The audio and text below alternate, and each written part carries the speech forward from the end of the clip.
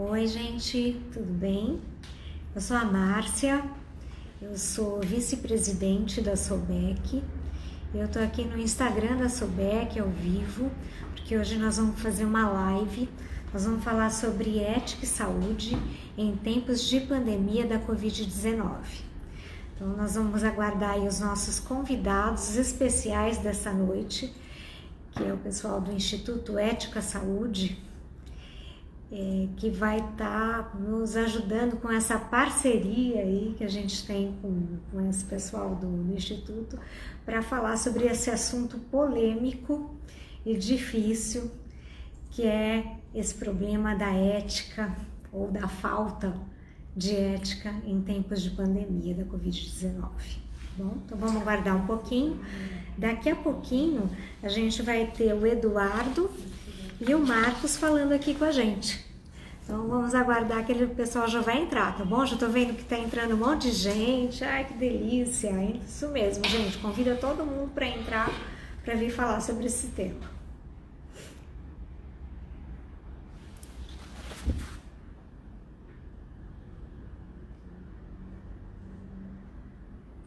Só preciso ver aqui se o pessoal já pediu. Acho que ainda não. Então, estou aguardando o Eduardo aqui para entrar, tá? Para a gente começar a falar sobre a nossa live de hoje. Aqui o Instituto pediu, acho que já agora eles vão entrar. Ética e Saúde.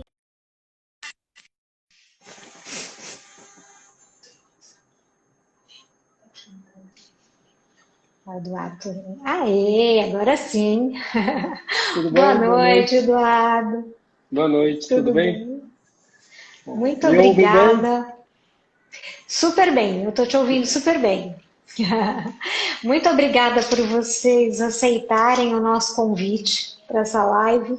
Muito bom ter vocês aqui. Esse tema é um tema super relevante, importante, sempre.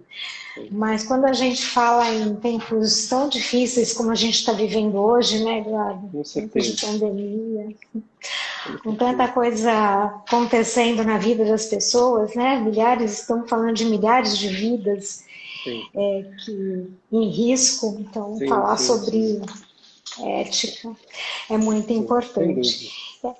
E aí eu andei vendo aqui, Eduardo, eu estava lendo um texto que você participou, e ele fala assim, ó, agir de forma egoísta e antiética vai agravar a pandemia. Essa foi a chamada da revista Veja Saúde, que o Eduardo participou, né? Queria apresentar Sim, o Eduardo aqui, o Eduardo Winston Silva. Ele é presidente do Conselho de Administração do Instituto Ética Saúde. Então, eu queria que o Eduardo contasse um pouquinho para a gente qual é o trabalho do Instituto Ética Saúde. muito bem, vamos lá. Antes, é claro, dizer que agradecer pela oportunidade. Esse é um tema que nós temos a convicção que precisamos conversar e conversar muito com todas as camadas da sociedade para que a gente crie aí uma conscientização. E também eu não poderia deixar de agradecer e de externar o reconhecimento que toda a sociedade tem pelo trabalho que vocês fazem, mais ainda agora, durante a pandemia, onde literalmente vocês estão sendo a nossa linha de frente e é um conforto para toda a sociedade saber que a gente tem profissionais como vocês dispostos sempre a cuidar. Então, muito obrigado duas vezes pelo trabalho de vocês, tá bom? Bom, Mandaram um monte de coraçãozinho aqui para você, Eduardo. Todos os então eu vou enfermeiros aproveitar. aqui conectados. Pode mandar, Eu vou, gente. eu vou aproveitar para pedir desculpa pela minha falta de habilidade. Essa é a primeira vez que eu faço uma reunião dessa, uma live pelo Instagram. Então, se eu cometer algum gafe, pessoal, por favor, me desculpe. Eu estou aprendendo com ele. Nós Mas estamos vamos todos lá. aprendendo. Isso também é fruto Com da certeza. pandemia, viu? Também é fruto da pandemia. Você sabe que, bom, eu vou começar falando um pouquinho do trabalho do Instituto. Como você frisou, eu hoje sou o presidente do Conselho de Administração, mas o Instituto Ética e Saúde é uma organização que foi formada para ser independente, para representar toda a cadeia da saúde e que tem um único propósito: que é lutar por padrões mais éticos, por comportamentos mais íntegros, mais éticos para a cadeia da saúde no Brasil. É muita coisa, a gente sabe disso, não é uma tarefa fácil. Principalmente se nós considerarmos que há 5 anos atrás, quando o Instituto tomou forma, isso aconteceu porque a gente reconhecia, ou melhor, o setor reconhece que, infelizmente, a gente tem muito a caminhar no sentido de promover um ambiente mais ético. A saúde é crítico, então temos que ter todo mundo consciente, ciente e lutando por esse propósito, porque eu acho que no final das contas, todos nós somos prestadores de serviço, trabalhamos na saúde, mas somos também pacientes em algum momento. Então, lutar por isso é uma missão de todos nós. Para mim, pessoalmente, eu digo que isso é uma briga dura, mas é uma briga que eu considero que vale a pena lutar. Então, é algo que eu olho para frente e falo assim, bom, eu vou sentir orgulho de ter lutado e tenho certeza, eu sou um otimista, que a gente vai continuar evoluindo e vai caminhar para uma saúde mais ética. Isso é muito bacana. Eu lembro quando a gente teve o primeiro contato com o pessoal do Instituto, nós convidamos vocês para palestrarem dentro do congresso da SOBEC. E nós estávamos todos da diretoria, na época, lá na frente, ouvindo a palestra, e aquilo foi assim tão impactante para a gente. Legal. Que não teve como a gente não imediatamente ter vontade de fazer parte de tudo isso, né? Então, hoje a SOBEC, ela faz parte do Conselho Consultivo, então a gente procurou vocês, falou, não, vamos fazer uma parceria, vamos divulgar, vamos falar sobre ética, sobre compliance dentro da área da saúde, que você falou super bem, né? Um dia a gente também vai usar a nossa família, e é um tema que a gente precisa muito ainda caminhar dentro da área da saúde. Uma das coisas que eu comento, até em tom de brincadeira, porque sabemos que tem um trabalho longo ainda pela frente, mas eu brinco que um dos meus sonhos é poder reunir toda a cadeia um dia e falar assim, bom, não precisamos mais de Instituto Ética Saúde, nós atingimos um grau de maturidade de ética que podemos ir para casa e cuidar de outras causas. Ainda não é o caso, mas como eu disse, eu sou um otimista, eu vou continuar brigando por isso aí. Ainda bem que tem pessoas que brigam por essa causa, né? A gente precisa disso, viu, Eduardo? Obrigada. Eu vou te fazer uma pergunta. Eu queria saber por que o setor da saúde ele é tão vulnerável à prática da corrupção. Mas antes de você responder, queria dar um beijo na nossa presidente, Giovana, que está aí, mandou aí um abraço, está parabenizando e agradecendo a sua participação. E todo o pessoal da diretoria que está participando, viu, Eduardo? Poxa, Eduardo, eu agradeço. Por que você acha que a gente, na área de saúde, fica tão vulnerável, né, à prática da corrupção? Eu acho que bom, eu sou economista por formação e a gente costuma avaliar as coisas um pouquinho de cima na economia, mas já tem 17 anos que eu trabalho na saúde, então eu brinco que eu estou curado. Mas olhando o segmento da saúde especificamente, a professora Ana Maria Malik, que está muito envolvida lá da FGV, ela uma vez fez um quadro em que explica muito bem disso aí. A saúde é uma cadeia muito complexa e tem algumas características que, no meu entendimento, e nas pesquisas que foram feitas, estão na origem dessa fragilidade. A primeira delas é o seguinte, se a gente for olhar a cadeia da saúde, como estruturou a professora, a gente tem quem consome a saúde, que são os pacientes, ou quando é preventivo, mas quem consome a saúde é diferente de quem financia a saúde. Quem financia a saúde no privado são ou empresas ou indivíduos, quando tem as operadoras de saúde, ou toda a sociedade, quando a gente tem, por exemplo, o sistema público. Então, quem financia não é quem consome, e aí você ainda tem um intermediário, que são as próprias operadoras, ou mesmo o sistema único de saúde. Então, você vai vendo, olha, você tem quem consome não tem a noção do preço, quem financia está vendo isso de forma diluída, quem faz essa intermediação, que tem a responsabilidade de gerenciar entradas e saídas, se sente espremido, e aí você tem toda uma cadeia de fornecimento de serviços e produtos que ela não se conecta muito bem de volta com o paciente. A maioria das vezes, quando você está em outras cadeias e você está comprando um bem, você sabe o que você quer, você conhece, você faz escolhas. Aqui, todos esses intermediários vão influenciando nessa decisão e fica muito difícil de você ter um equilíbrio em como você remunera toda essa cadeia. Aí você tem partes que são menos transparentes, ok? E nessas partes menos transparentes é onde a gente acaba vendo esse fenômeno terrível da corrupção. Acho que, além da questão que você falou da por que é tão frágil, acho que tem uma outra questão que a gente não pode deixar de perguntar. Por que é tão hedionda a corrupção na saúde? Isso a gente não pode aceitar, não podemos aceitar nunca. A gente tem que lembrar o seguinte, existe um mandato que vocês, por exemplo, têm lá no centro cirúrgico, de estar agindo sempre no melhor interesse de uma pessoa que muitas vezes está indefesa. E quando isso não funciona bem, é de uma covardia, ok? Por isso que é hedionda, além de tudo. E por isso que eu tenho convicção assim, primeiro setor no Brasil que a gente vai ter que dizer está livre de corrupção tem que ser a saúde, não tem jeito. Nossa, muito forte. Porque se você pensar realmente, assim, a pessoa mais interessada em saber quanto que ela está pagando, se é o melhor material, se vai fazer com segurança, é justamente o paciente. E ele está ali na ponta da cadeia e ele não sabe tudo que está por trás de tudo isso para acontecer aí a promoção da saúde, né? Essa é outra coisa, a saúde você acaba não transferindo esse conhecimento. Então, outros serviços você transfere para o seu consumidor. Na saúde, não. O conhecimento continua nos profissionais da saúde e é um conhecimento muito técnico, muito exclusivo e muito individualizado também. Tem que ter a consciência que é difícil a gente querer padronizar 100%, do tipo, todo mundo que chegar aqui você trata dessa forma.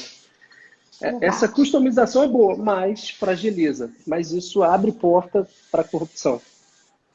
E eu não aceito, tá? Então, assim, vocês vão ver falando com um pouquinho de paixão, mas é porque isso mexe comigo, vai.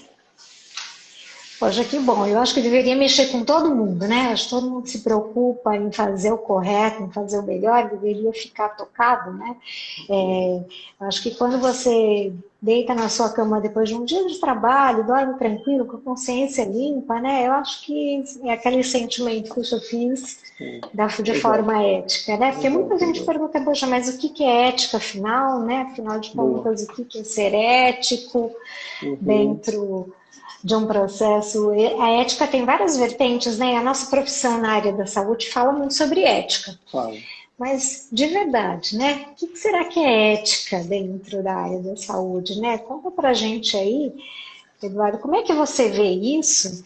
E qual é a parceria? Como é que a SOBEC e as pessoas podem ajudar o Instituto Ética Saúde a promover essa transparência, essa sustentabilidade para alcançar aí um processo ético dentro da área?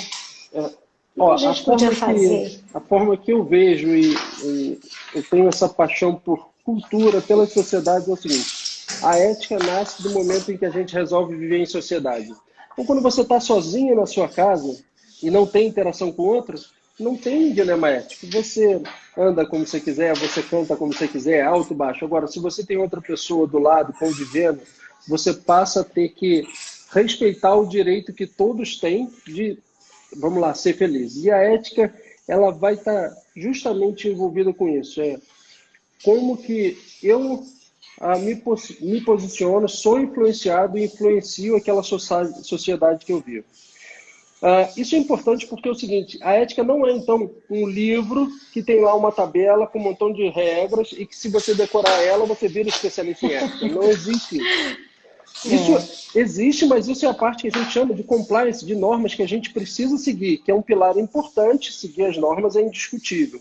Mas a ética, ela é um pouco mais fluida e ela realmente, são discussões que a gente tem, muda com o tempo. Então, uma vez eu estava conversando com uma pessoa e é lógico que hoje a gente repudia e não conseguiria admitir escravidão.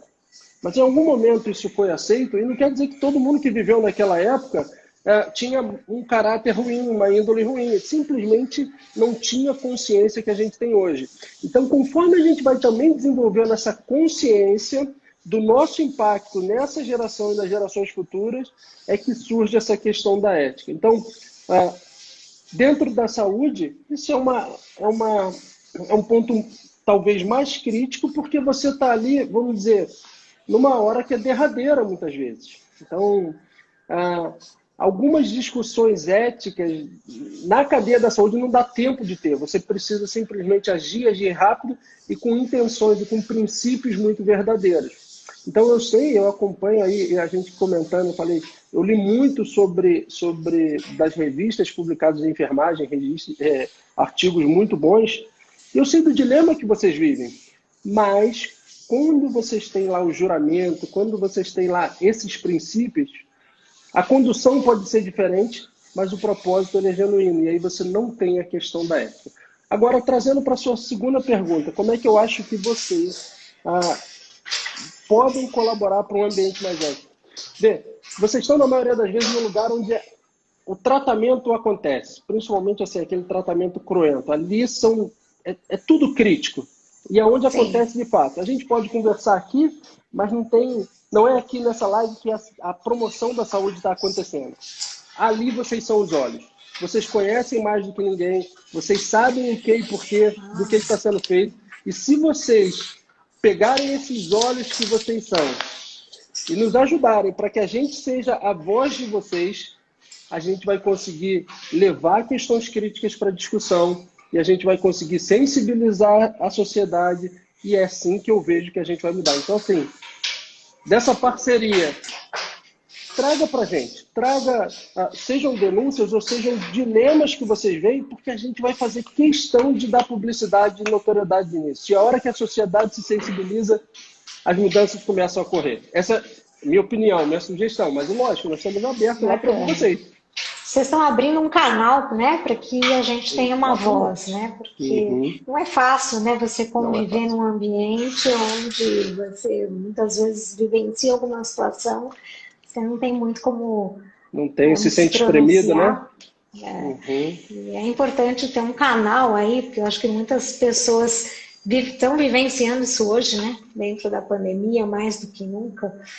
E acho importante saber que existe esse canal. Eu vou até divulgar aqui, né, o e-mail do Ético Saúde, porque se vocês quiserem, pessoal, essa live tem 1 hora e nós temos 2 convidados hoje, mas se vocês quiserem mandar dúvidas direto para o Instituto de Ética Saúde, tem um e-mail que é o eticasaude@eticasaude.org.br.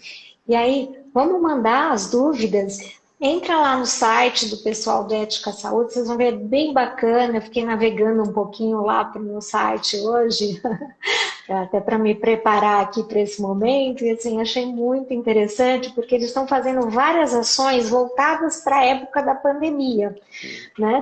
Eu vou fazer uma pergunta aqui, a nossa presidente mandou, a Giovana, e eu já vi várias pessoas conhecidas aí, um beijo, não sei nem se eu falo o nome de todo mundo, né? A Belém, a Isabel, a Raquel, gente, Soraya, beijo, gente, para todo mundo que está mandando oi aí. Obrigado. Giovana fez a seguinte pergunta: como as instituições podem saber na prática se os seus processos estão dentro das políticas de compliance? Porque hoje em dia está falando muito de compliance, né? Muitas instituições estão aplicando, né? Tem uma política de compliance, tem um setor que trata essas questões de compliance dentro dos hospitais, né? Porque às vezes os hospitais também estão preocupados com isso hoje, né? Em moralizar isso, em ter essas questões muito transparentes. Mas como que a gente sabe que esses processos estão dentro da política do compliance? Eu falei aqui um pouquinho que a ética ela vai mudando com o tempo, mas o compliance ele é um arcabouço normativo, são regras, normas. Eles também vão evoluindo, então você precisa estar sempre monitorando. A melhor forma é realmente mecanismos de monitoria, você acompanhar de alguma forma o que está sendo feito, testar e ver a aderência daquilo ao seu próprio código. Tem uma questão que eu acho que também é importante em relação a isso, Eu não tenho dúvida que a maior parte das organizações dos indivíduos na saúde tem interesses genuínos, na maioria dos casos, quase sempre. Quase. Mas uma questão existem sistemas muito robustos de compliance e existem empresas, organizações que conseguem criar uma cultura de compliance. Quando você cria uma cultura de compliance, quando deixa de ser um departamento, quando deixa de ser algo que o pessoal fala assim, tem sim, está lá na sala 35, e ele passa a viver aquilo ali como limites de segurança para ele atuar sem ferir essa legalidade ou mesmo do código, aí funciona melhor. Então, eu acho que a monitoria é interessante. Eu vou deixar aqui uma ideia que nós tivemos. O sistema de compliance é bom quando ele funciona para a cadeia inteira. Então, é o seguinte, nós lá no Instituto estamos criando um programa que se chama QualiES, que ele serve para medir a maturidade do compliance de parte da cadeia da saúde. E é um negócio que a gente pode estar sempre expandindo. QualiESC. QualiES. QualiES. O IES é o final do Instituto Ética à Saúde. São as auditorias... A Quali e Instituto Ética à Saúde. Exatamente. Está lá no site bacana, também, um programa bem legal, para quem quer testar a maturidade do seu compliance. Ou seja, se você é uma empresa, você está implantando um programa de compliance, você pode entrar lá no Instituto Ética à Saúde e testar, né, dentro desse programa QualiES. E solicitar essa certificação que nós temos. É uma certificação, você sai com um certificado que você pode, inclusive, dentro da cadeia, mostrar, olha, eu passei por essa certificação, o meu programa de compliance está nesse estágio de maturidade. Enfim, eu acho que é positivo. Bacana, um monte de gente colocou aí QualiES, então para quem não conhece aí dá para procurar, né? Porque essa é uma assessoria também do Instituto Ética à Saúde aí para garantir que a gente consiga implantar esse programa de compliance que não é fácil de implantar nas empresas, né? Não é fácil, nem um pouco. Eduardo, você sabe que eu estou adorando a nossa conversa, mas eu acho que eu vou ter que chamar o meu outro convidado, porque tem várias perguntas, gente, vai mandando, a gente vai ter mais um convidado com a gente, o pessoal está interagindo aí, participando, mas eu acho que é bacana, eu não sei se você quer deixar um recado aí. Não, eu quero sim. Não, primeiro, de novo, agradecer o trabalho que vocês têm feito, é realmente, assim, digno de todos os aplausos que vocês vêm recebendo. Muito legal mesmo. Dizer que nós vamos construir isso junto, então ter vocês lá no Conselho Consultivo é fundamental e todas as sugestões são bem-vindas. Mas eu vou deixar aqui uma provocação. O Marcos, que vai entrar agora, sabe tudo, ajudou lá desde o primeiro dia, então tira bastante dúvida, pergunta muito para ele, que ele tem uma experiência assim, realmente fora do comum. Vocês vão ver que vão estar com a pessoa muito capacitada para falar com vocês, tá bom? Tá ótimo. Obrigado a todo mundo aí, tá? Gente, muito obrigada. A gente manda coraçãozinho aí para Eduardo, ele está se despedindo. Estou indo lá, tomar gente, obrigada pela sua Obrigado. participação. E agora nós vamos aguardar, então, o Marcos entrar. Obrigada, sim. boa Até noite, mais. Eduardo. Boa noite, tchau. Parabéns mais uma vez. Tchau, obrigada. Então, vamos aguardar, gente. O Marcos daqui a pouquinho já deve pedir para a gente para entrar. Olha, tá muito legal, né? A gente falar de ética, mas eu acho que para o Marcos eu vou entrar com umas perguntinhas aí sobre a situação que a gente está vivendo aí na pandemia, que nós que somos da área da saúde, aí, enfermeiros, estamos vivendo na carne, né?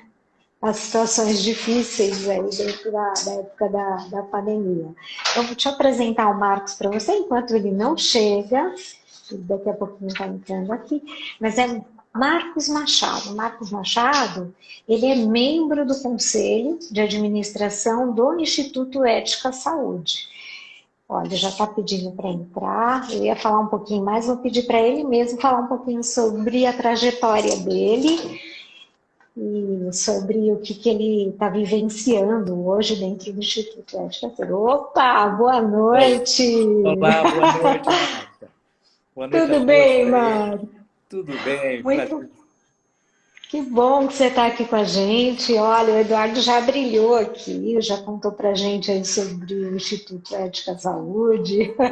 Isso. Já veio um monte de pergunta aqui, gente. Pode continuar mandando, tá tudo aqui, ó. A gente está anotando aqui. Vou aproveitar o Marcos para fazer algumas perguntas também, tá, Marcos? O pessoal Tá bom. tá. Bom, primeiro, Queria que você se queria- apresentasse um pouquinho aí para a gente, contar a sua trajetória. bom, primeiro agradecer a você pela oportunidade, um abraço a todos aí, boa noite. Um prazer estar junto com vocês, né? Nós falamos um pouquinho semana passada, né? Bom, o Instituto, o Eduardo já falou com vocês sobre o Instituto, né? O Sim. Instituto, ele está muito atento às situações com relação à cadeia da saúde, né? E desde 2015, né? Quando nós estabelecemos o Instituto Ética à Saúde, né? E agora, com o evento da pandemia, né? Mais ainda nós precisamos estar presentes, né? E eu, especificamente, estou trabalhando muito forte e dedicado à questão da assessoria de aquisição para produtos para a saúde. E eu estou à disposição aí de vocês. Eu acho que é uma oportunidade bacana para a gente discutir, colocar os temas em dia, né? E aprender também. Eu vou aprender um pouquinho com vocês. Acho que nós vamos falar de coisas muito práticas aqui. Eu vou fazer uma pergunta da prática que não quer calar. Fica à vontade. Que é, Marcos, me fala uma coisa, o que que a gente faz? Como é que a gente controla, nessa situação que a gente está vivendo hoje, os preços abusivos, né? Como é que a gente controla e monitora esses preços abusivos de produtos que são essenciais hoje, né? Então a gente precisa de EPI, a gente precisa de luva, a gente precisa de máscara. E aí, quando a gente vai comprar, ela está ali 200% mais cara do que a gente comprava antes da pandemia. Como é que você vê isso? O que a gente faz para monitorar isso e trabalhar com essa realidade? Então, o que o Ética fez, né? Quando começou a pandemia, logo no início de março, nós montamos um grupo, né? Criamos grupos e fizemos um levantamento dos riscos, né? Normalmente, já existe, né, desvios, existe má conduta. Então, nós fizemos o levantamento dos riscos, né? E, dentre esses riscos, eu anotei alguns aqui que eu vou colocar para vocês, que são os mais comuns em tempos de pandemia, né? Principalmente em compras públicas. São desvios de recursos, descumprimento contratual, né? Na entrega ou no pagamento, desperdícios, abusos de preço ou em condições contratuais, negativa de fornecimento, imposição de condições abusivas, acordos entre competidores, descumprimento contratual do privado, problemas de entrega, problemas de pagamento, pagamento antecipado e não cumprimento do contrato, né? Produtos de baixa qualidade, né? Fragilidade regulatória, falsificação. Então, todos esses itens, esses riscos nós levantamos e criamos uma assessoria para aquisição de produtos médicos para a saúde. Eu diria a você que essa assessoria, essa plataforma que nós montamos, foi exatamente para ajudar as pessoas a ter um maior controle com relação à aquisição e com relação a evitar fraude, né? Em tempos a pandemia é um paraíso para os fraudadores. É verdade. É um paraíso para eles, né? Principalmente agora que várias entidades que não tinham essa experiência de fazer aquisição de produtos médicos, né? Eu estou falando de entidades no interior, e agora estão precisando fazer com urgência, né? Então, onde você vê um campo, tem recursos, o governo está possibilitando recursos, né? Compra de urgência. Então, é um ambiente super favorável aos fraudadores, né? Então, o que nós fizemos? Nós criamos uma assessoria para aquisição de produtos, né? Para associados e todos os elementos da cadeia, né? Também para os órgãos públicos, seja ele federal, estadual ou municipal, e entidades sociais. Qualquer dessas entidades que queiram fazer qualquer a aquisição de produtos para a saúde, ela pode nos consultar, obviamente, se ela tiver um edital ou um princípio de um edital para compra, nós podemos ajudá-los a inserir cláusulas que protejam e evitem qualquer tipo de fraude, né? Certamente, nós não só pensamos em fraude, nós pensamos também em inserir cláusulas que protejam, né, e que resguardem o direito de quem está comprando. Sim. Né? Esse é o nosso intuito, né? Elaborar recomendações para redução de risco de corrupção, fraude, desperdício, e sempre inserindo cláusulas que, tentando ajudá-los a inserir cláusulas no edital. O edital, vocês sabem muito bem, ele é que rege o processo de compra. Então, se ele estiver muito bem com cláusulas, muito bem amarrado, com cláusulas que já evitem qualquer tipo de intuição de qualquer fraudador, isso já ajuda bastante, tá? Então, nós estamos muito preocupados também. O governo tomou uma medida logo no princípio, a medida 961, a medida provisória, né? É uma medida de flexibilização. Sim. Né? Sim. E essa medida, obviamente, ele fez de forma correta, né? Mas ela abriu um precedente muito grande para os fraudadores. Vamos contar para o pessoal o que fala essa medida, né? Porque Bom, essa foi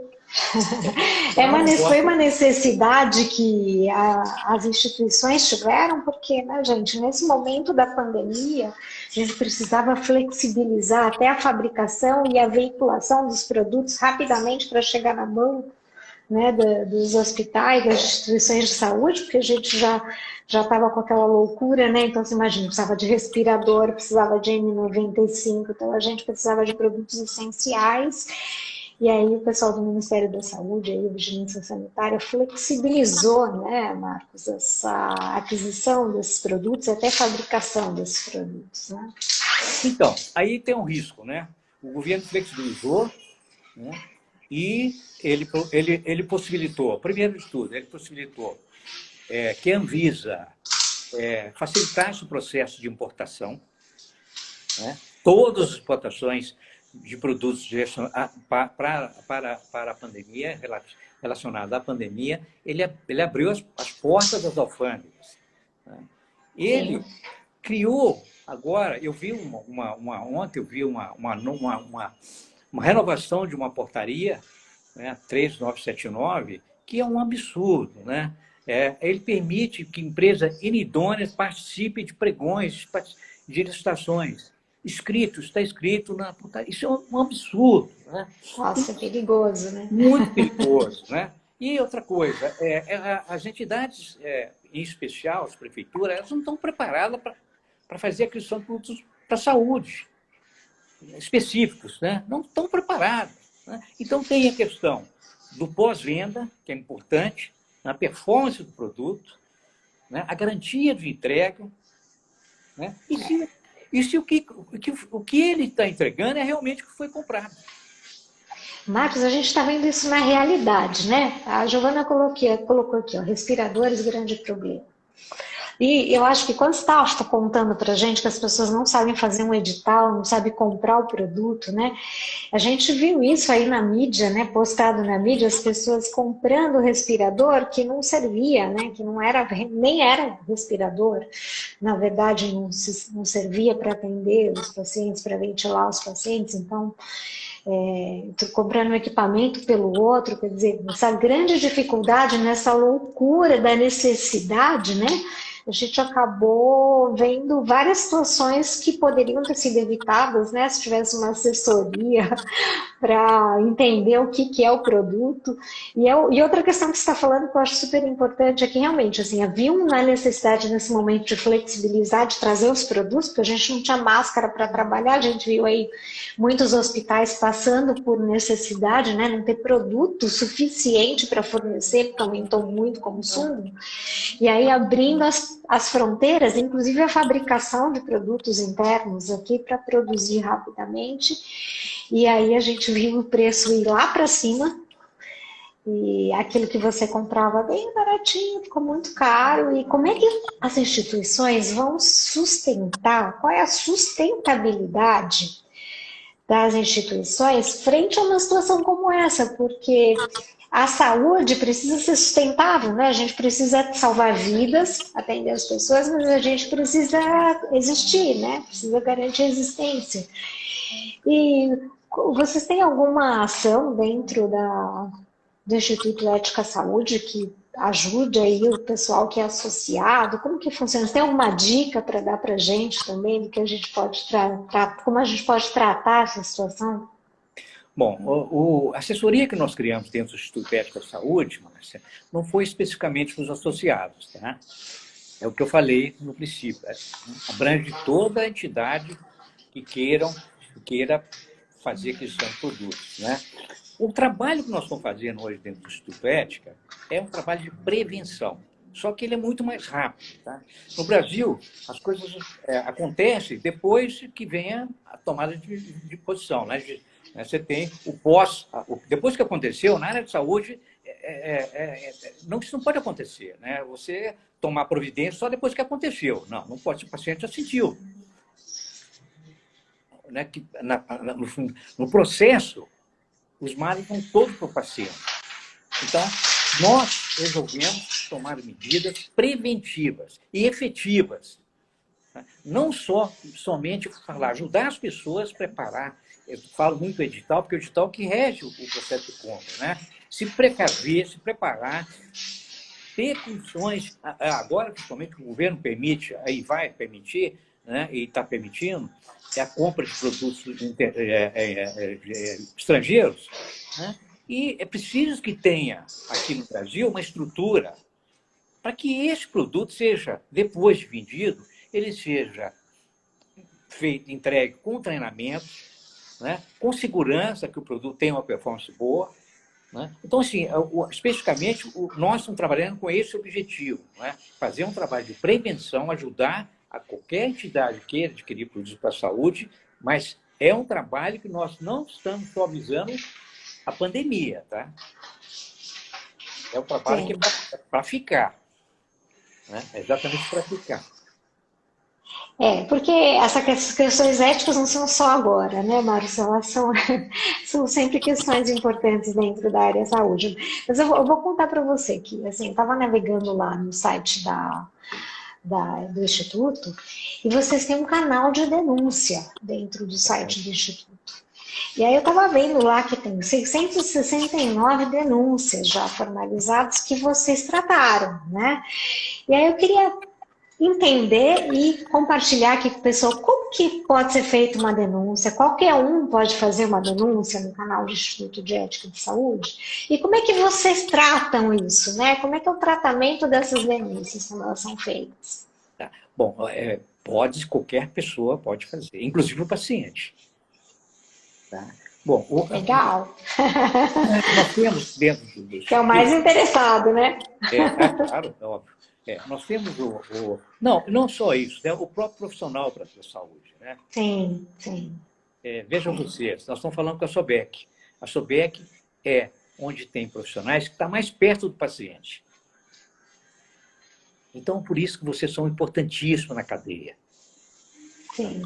E qualquer um pode fazer a denúncia. Existe um canal de denúncia, eu não sei se o Eduardo chegou a comentar, porque eu entrei no meio um pouco atrasado. E veja você que o canal ele trata o caso de forma confidencial e nós temos uma estrutura que ela tem o Conselho Administrativo e o Conselho de Ética. Tá? Eu sou membro do Conselho, eu não sei as denúncias, quem são os denunciados, quem denunciou. Tá? Uhum. Existe hoje um grupo, uma empresa que ela trata dos casos, tá? E ela passa para o Conselho de Ética. O Conselho de Ética são pessoas renomadas do Ministério Público, pessoas que têm uma experiência muito grande com processos licitatórios, com fraudes na área de saúde. Então, essa denúncia é encaminhada para lá e é tratada. Bom, em paralelo, o Instituto Ética Saúde ele tem um acordo de cooperação técnica com o CAD, com a CGU. Então, assim, para nós, depois que nós recebemos a denúncia, apuramos, nós entregamos para eles vão tomar as providências. E a resposta tem sido muito rápida. tem sido muito rápido. Então, assim, esse canal de denúncia, a pessoa pode ligar, se ela não quiser deixar o nome, se ela tiver com problemas ou com medo, ela não precisa deixar o nome, óbvio que nós vamos checar. Simplesmente você tem uma denúncia, Lógico. todos checar com os outros envolvidos e tudo, e aí a gente entra para o Ministério Público. E aí a ação é tomada de forma dentro da lei, né? Então, o canal de denúncia, ele está à parte do trabalho com relação à assessoria, tá? Nós temos dentro da assessoria, nós temos um banner, pode acessar o canal, o site do Instituto, são coisas separadas, tá? Isso, para nós, é importantíssimo que a denúncia que ela tenha, primeiro que ela tenha fundamento, né? Que ela vai Lógico. Ela vai ser levada. Seja ética também, honesta, né? Exatamente. Tá? Mas isso tudo, o que está acontecendo, por incrível que pareça, Márcia, o nosso mercado tem melhorado. Eu também sinto isso.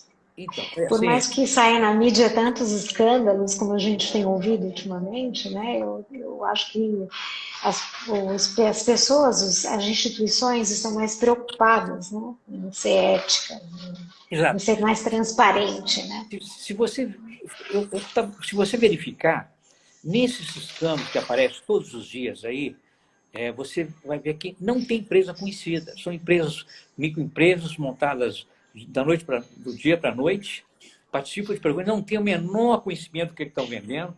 Haja visto que nós vimos casa de vinho vendendo respiradores ou máscara.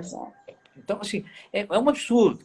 Né? Então, são assim. E nesse meio todo, nós descobrimos que, além do fraudador, tem aquele indivíduo que é imaturo para fazer aquisição de produtos. Então, esse aí, então, ele é passado para trás. Sim.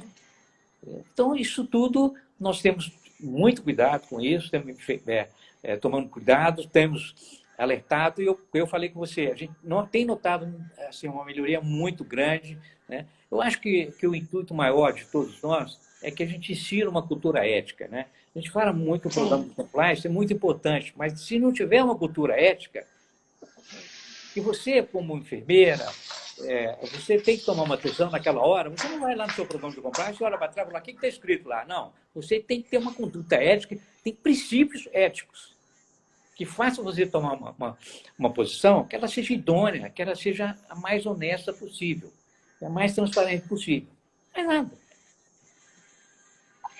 Olha, você tocou num ponto que eu acho muito importante, né? Porque, assim, a partir do momento que você cria cultura de ser ético, a gente vai cair naquilo que o Eduardo falou, que eu não quero nem precisar me preocupar mais com ética, compliance nas empresas, eu quero...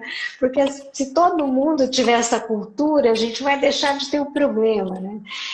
E como é difícil, né, trabalhar com a questão de garantir que as pessoas tenham essa cultura ética mesmo, né? Eu acho que a gente tem evoluído no mundo, né? Eu acho que o mundo as pessoas estão trabalhando para serem mais éticas, transparentes, para cobrar isso, né? Mas assim, isso não é fácil de ser feito e também precisa que o ser humano ele precisa ser cobrado na consciência dele dessas questões éticas, né? E aí vai entrar até numa pergunta que a professora Belém fez para a gente. Ela perguntou assim, qual a diferença dentro do serviço de saúde de ética e moral? Né? Porque uma coisa é ter ética, a gente está tratando de ética saúde, e outra coisa é moral, né? E eu lembrei de uma frase, eu estava estudando um pouquinho sobre isso, e eu acho que faz todo sentido para mim, que aquilo que você não pode contar como você fez, então não faça. Né? Se você não pode contar para sua mãe, para o seu filho, para o seu amigo, olha, eu fiz dessa forma, então, é porque aquilo não era legal de ser feito, né? Eu acho que esse talvez seja um dos valores mais importantes para a gente aprender o que é ética e o que é moral. Não sei se você quer ajudar a gente aí a conceituar para a professora Belém. Não, exatamente. Né? Eu acho que nós precisamos ter conscientemente essa questão da conduta ética, né? Da cultura ética, né? E isso, dentro da saúde, é fundamental. Você vê a cadeia funcionando, né? Você vê os aproveitadores aí, todos, né? Principalmente em tempos de Covid, de pandemia, todos aí aproveitando a situação. Então, assim, se toda a cadeia nossa trabalhar com o mínimo de intuição ética, nós vamos nos sair muito bem. Sem esquecer que amanhã, quem pode estar lá no leito somos nós mesmos. Exato. Que triste, né? Você abusar de um momento de vulnerabilidade, né? Porque quando a gente está falando, a gente está tratando aqui, gente, desse tema, é ética, saúde em tempos de pandemia, né, da Covid-19. E aí, por que a gente está falando, puxando para essa questão do tempo de pandemia? Porque é uma época de vulnerabilidade, né? Então, é a questão de você usar daquele momento mais difícil, né, que o ser humano está passando, de medo da morte, de sofrimento, e você usar subterfúgios para poder ganhar dinheiro, né, ou se valer em cima disso. Eu acho que isso é muito triste, né? Mas é o que a gente vê acontecer. E a gente não vê só em vender produto, né? A gente vê pessoas orientando o uso de produtos, né? Uso de medicamentos, uso de outros produtos que podem trazer cura. E aí você pensa, poxa vida, não tem nenhum embasamento científico. Então, qual é a razão das pessoas estarem aí trazendo essa dificuldade dentro de uma situação que já é tão ruim, tão triste, com tanta gente morrendo, né, com tantas situações difíceis que a gente está passando, e ainda as pessoas acarretam mais uma dificuldade, né, Marcos? Como é que vocês veem isso lá? Porque a gente não está tratando só de equipamento, né? A gente está tratando do comportamento também das pessoas, né? Então, isso nós temos acompanhado de perto, né? E a gente precisa de muita ajuda de vocês, especial do profissional da saúde, tá? De denunciar esses casos. Tá? Hoje não cabe mais o paciente ter que implantar um produto sem necessidade. Não cabe mais, já passou esse tempo. Então, assim, mas nós precisamos estar atentos, todos nós profissionais da saúde. Tá? Então, assim, mais e mais, nós falamos aí de preço, mas nós estamos falando, você comentou agora de indicação, né, de produtos que não tem o menor sentido usar um produto, né, simplesmente por interesse pessoal do profissional. Então, isso precisa acabar. Então, precisa ter consciência ética. É o que nós estamos trabalhando. E precisa ser denunciado, precisa ser falado, porque senão a gente não vai brecar essa situação, né, Amado? Não vai.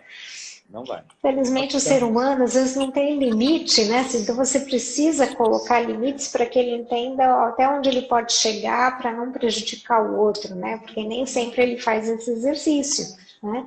E aí, pensando naquilo que a professora Belém falou, né, e quis conceituar, quando a gente pensa em ética, a gente está fazendo uma reflexão da moralidade. Mas quando a gente fala de moralidade, de moral, ela já é um conjunto de regras aplicadas ao cotidiano. E a gente precisa de regra para a gente garantir que a gente vai ter um comportamento ético. Então, olha que loucura, né? A gente precisa disso.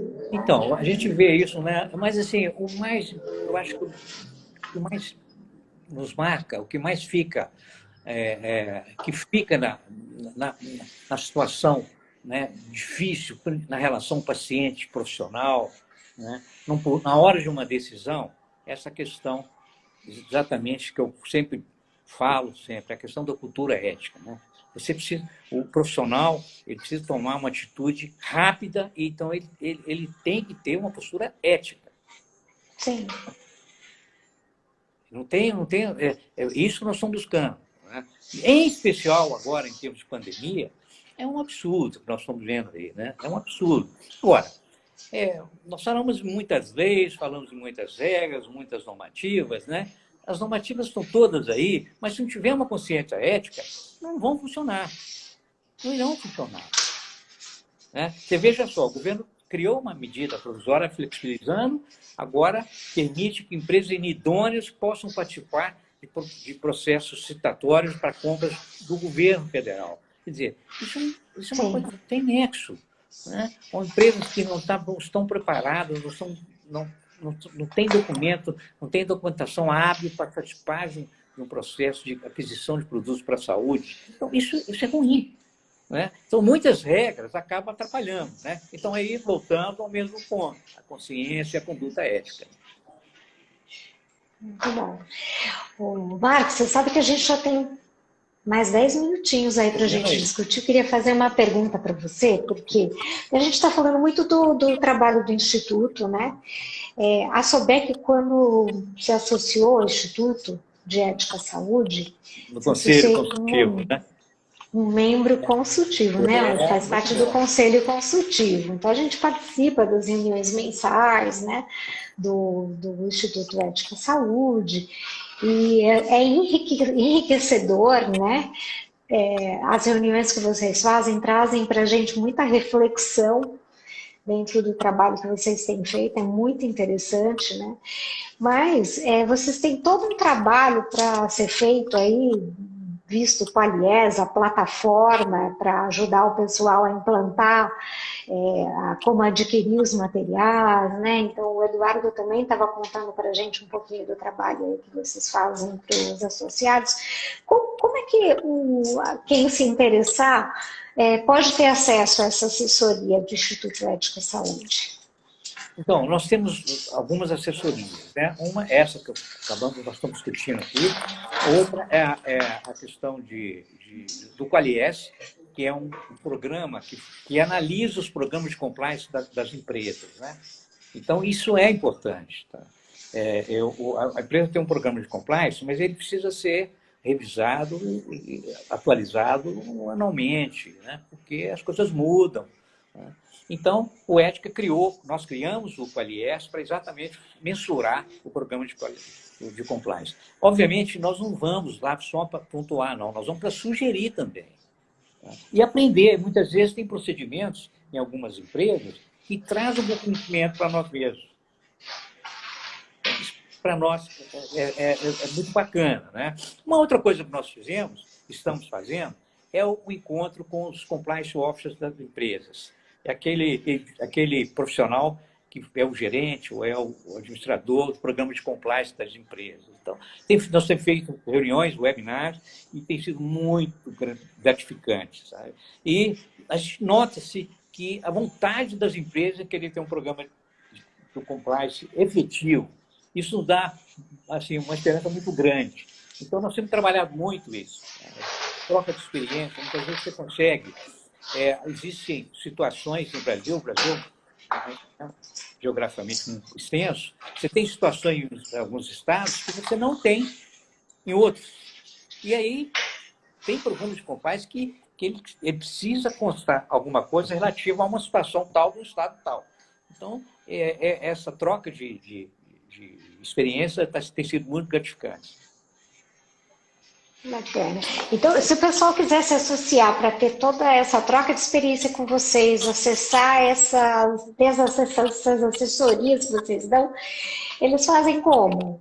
Bom, nós temos o site, né, que é você sabe, o www.institutoeticasaude.org.br. Pode entrar Legal. aqui. Tem um pessoal todo de back-office que dá toda a assessoria, informa como a empresa, o profissional possa usufruir dessas plataformas. Tá? Obviamente, nós temos pessoal muito experiente nesse sentido. Né? É óbvio que a gente trabalha com os associados, mas não só com associados. Né?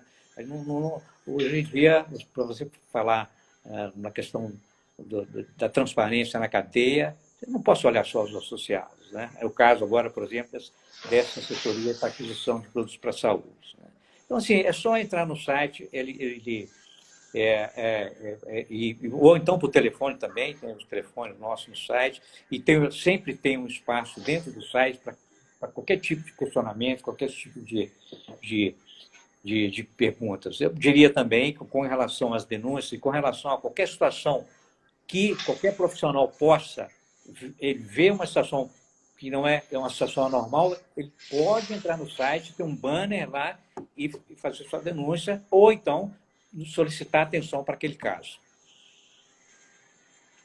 Bacana. Ó, o pessoal do Instituto Ética Saúde já colocou até aí no chat, aí no bate-papo, o site para entrar, o https://eticasaude.org.br/denúncia dúvida. Então, interessante aí se vocês quiserem entrar, tirar as dúvidas, deixou o telefone também.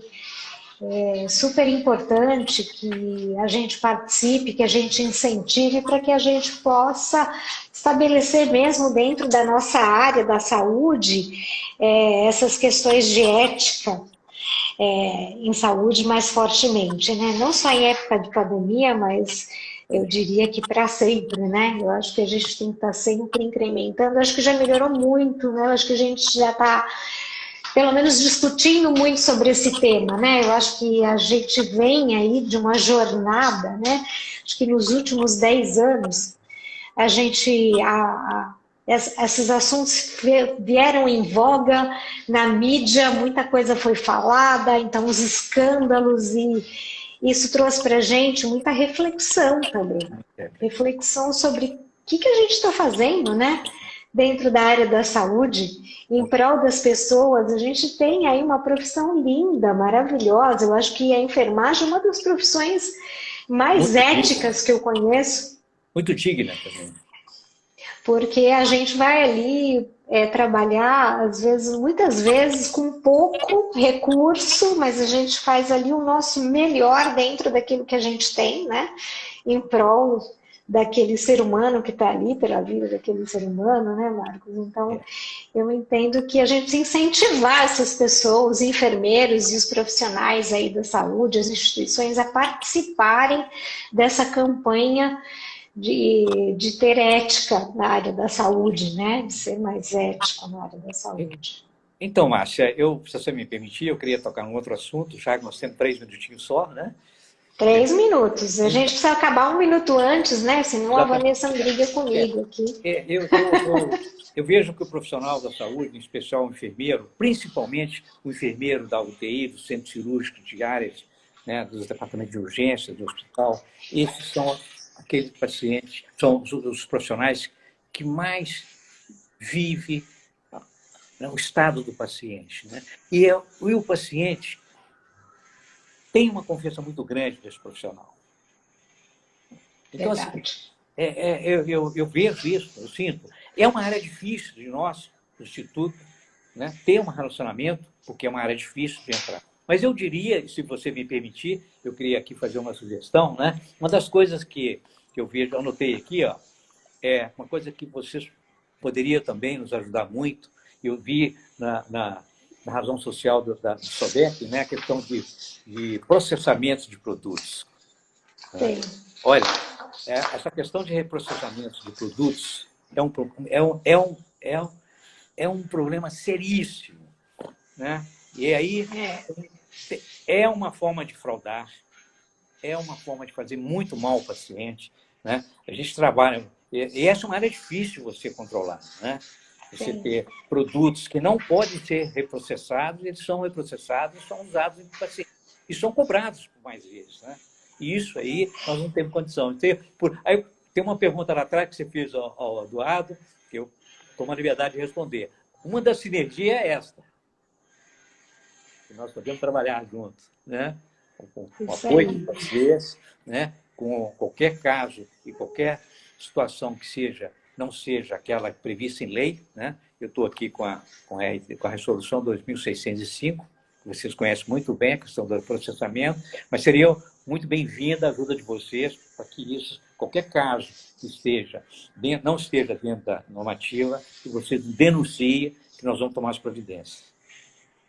Bom, eu agradeço você ter lembrado, muito bem lembrado, porque a SOBEC vem trabalhando há anos já com essa questão do reuso, do reprocessamento inadequado, e a gente vem, inclusive, trabalhando com trabalhos científicos, comprovação científica, além daquilo que a legislação já diz hoje no Brasil.